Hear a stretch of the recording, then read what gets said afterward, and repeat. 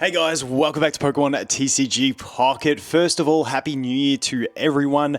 We will be doing a giveaway in this video, a $50 giveaway for the Happy New Year. All you have to put in your comment, you can write anything else additional in your comment, but just include 2025 being 2025 in there, and you will go into the draw, and I'll announce the winner in a community post. I do have two other giveaways to announce. As you can tell, scenery is different. Apology if the quality is down. I am away on holidays. When I get home, I have the software to do the giveaway winners for the previous two videos as well, which will be in about 3 days. I will announce those in community posts. So let's jump into what we have. So we have the Blastoise drop event about to start, along with two other events that I want to quickly touch on, and then I want to go into more stuff about the Blastoise drop event. Now, if you have played through every previous drop event, you pretty much know the way these work, and you probably don't need to watch the majority of this video. I will leave timestamps to where I go ahead and talk about the 3 diamond and below teams, and also the auto farming teams, because I think auto farming teams are very important for these events to make them not too tedious. So if you've done the general drop events, you can go through, skip past the beginner part of it,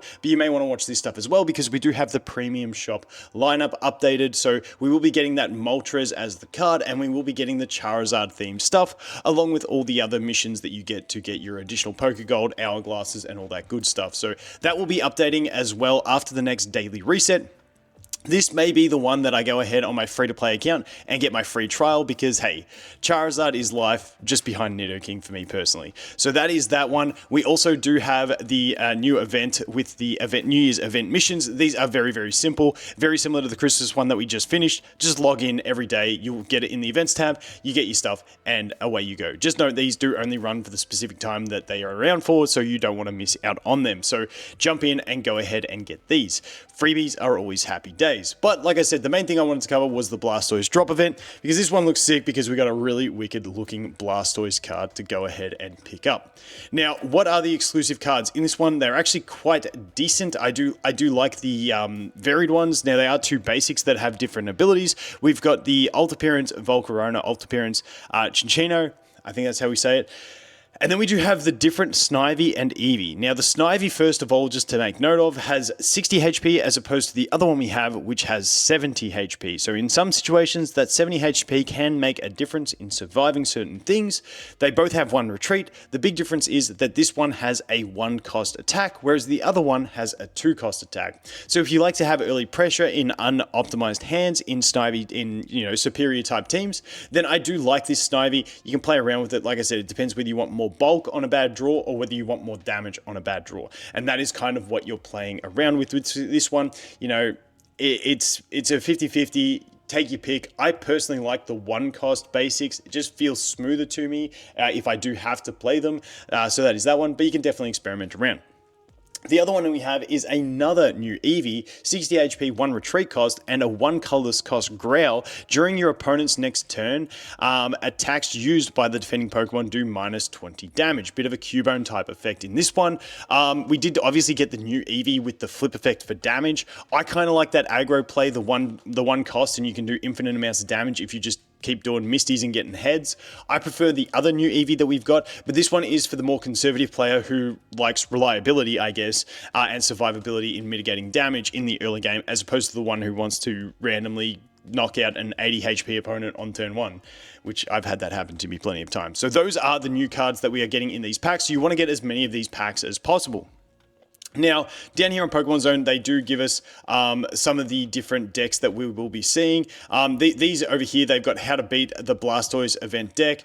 And so this is one of the ones that they put, including the no EX. I will talk a bit more on that in a second, but first I just want to go through the event in general itself. As always, we have the event stamina. This generates over time. You do not want to let it overcap. You will get event hourglasses as well, which you can go ahead and consume to get them. Make sure you burn all those along the way and get all your goodies, because defeating enemies is going to be how you get the packs. Now, for new players to it, if you've played these before, like I said, you'll already know this, but for anyone coming new, you essentially only want to be farming the expert stage. So all the easier, like the intermediate and stuff, you want to do your 1 clearance rewards for the challenges. Put a stage 1 Pokemon into play, win this battle by turn 14, knock out your opponent's active Pokemon 2 times with an attack from a lightning type Pokemon. So you want to be fielding a deck that is able to do these things, so you can clear all those in one swing.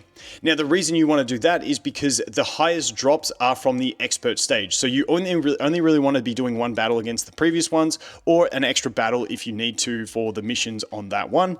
And then you just want to jump into farming the expert stage. You do not want to farm anything else but the expert stage, because it has a 100% chance to drop a pack at the end of it. And at the end of the day, you want to get those packs because you want to get the exclusive cards. And that is what we are looking at. So this is the one that you definitely want to farm. You do not want to be farming anything else.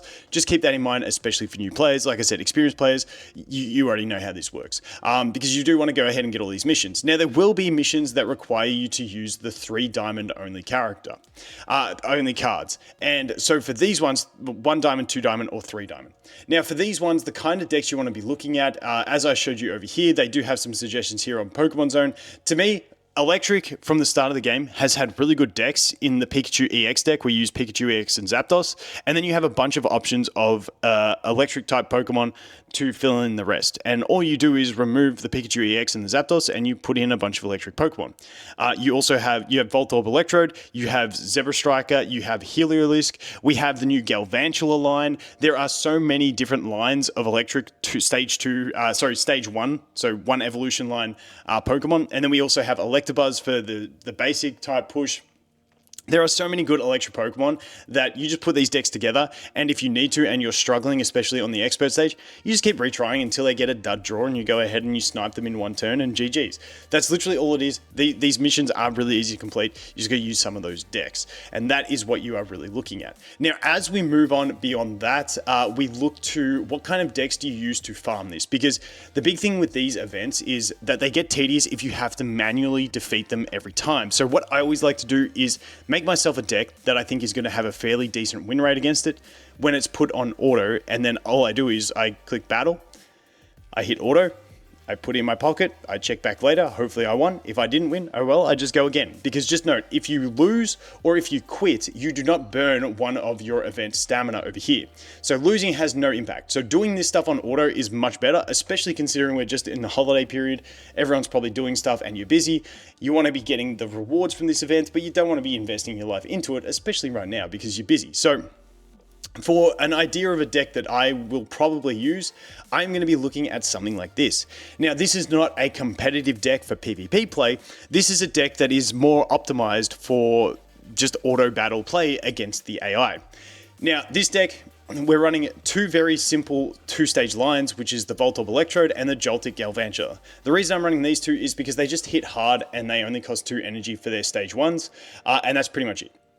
Very, very simple and basic. Then we run double Pikachu EX because it's good. We run double Zapdos. Now, you may look and think this is too many Pokemon for a competitive deck, which in many cases, yes, competitive Pikachu decks don't run this many Pokemon.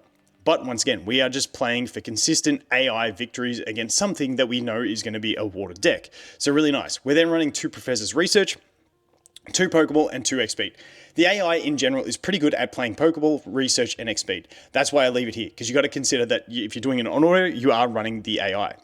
The other thing I run is 2 Giovannis. The reason I run 2 Giovannis is because the Joltik is going to be doing 30 damage with advantage against a Squirtle that's doing 50. With the Giovanni, that is 60. You can one-shot a Squirtle with a Joltik with this combo. Now, you can run Sabrinas and stuff like that. You can run potions. I just find that the AI is pretty bad at running Sabrina, and it's pretty basic with Giovanni. It basically just uses it. So it's sort of a card that doesn't really hurt you on auto, and that's basically all I am doing with this deck. I'm just building a deck that is optimized for defeating water, and we do have a nice little clutch win condition with the Joltik. Now, you can swap the Joltik and the Electrode lines, and hell, if you don't have the Pikachu EX and the Zapdos EX, you can swap them for any of those Heliolisk lines. You can do the Zebra Striker. Zebra Striker I'm not a fan of on auto though, so keep that in mind. But there are infinite, you can do Pikachu and the new Raichu I would do because you don't have to discard. So normal Pikachu and the new Raichu, not a bad play either. You can do Magnemite, Magneton. There's so many different options you can do, but I think this is going to be the one that I roll into for auto play on this event because I think it's just going to be the easiest one to sweep and get easy victories. But once again, if you've got the time, you just put it on auto, you walk away, you let it do its thing, you hope you win, and you come back, and that is the end of it. But that is everything that I wanted to go through. Like I said, Blastoise drop event into the new lineup update for the January Premium.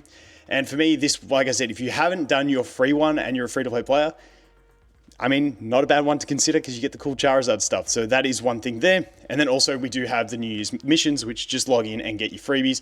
There is a ton of stuff they are giving us at the moment, all with very minimal effort at the moment. I would definitely love to see some more varied types of events as opposed to just the standard stuff that we have seen. But for now, the login events are absolutely fantastic during a busy holiday period time, and that is everything that I wanted to go through. But as always, guys, don't forget to leave a comment with 2025. Holy shit, I almost messed that up. 2025 in the comments. And yeah, as always, thanks for watching. Hope you have an awesome day, and I look forward to seeing the next one. Cheers.